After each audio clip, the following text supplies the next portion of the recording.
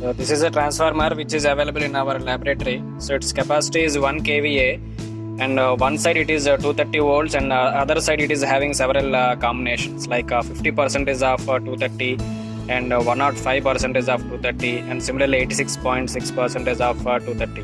So now we are going to observe the angle between the no load voltage and no load current. So here I am considering 50% as primary one and secondary as 230. So let us apply power supply at 115 voltage side and observe the no load voltage and no load current and the angle between them.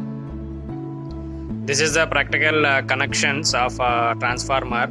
So here we can measure the voltage, current and power. And this is the auto transformer. By varying the auto transformer, here we are going to apply the 115 volts on primary side. We are applying for 115 volts on primary side. You can observe the meter values. So first meter is showing primary side, second meter is showing secondary side. So please apply 115 volts and observe the voltage on secondary side. It should be 230 volts. Why? Because the machine is rated in that manner.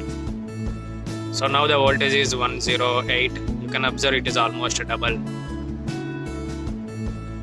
Yes, please apply 115 volts.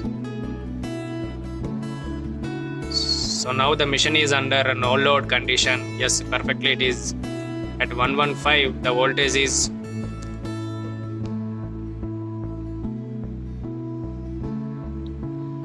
the input voltage is 115 and the secondary is 230. You can observe the current. So this is the no load current, value is 0.87 and respected power is 16 watts. By using the DAC system, we are observing the waveforms of respected parameters in LabVIEW software. So this is the voltage and current waveforms in this particular situation. You can observe the voltage here. The voltage value is almost equal to the practical value, and the current is also same.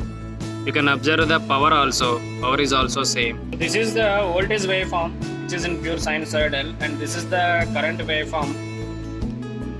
And this is the zero crossing point. You can observe the zero crossing point of the voltage. So this is the zero crossing point, means at time instant of 0.012 the zero crossing point of voltage is happening. And please observe the current waveform at the same instant.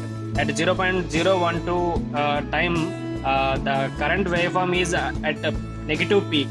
That means the voltage waveform, no load voltage and no load current, they are nearly lag.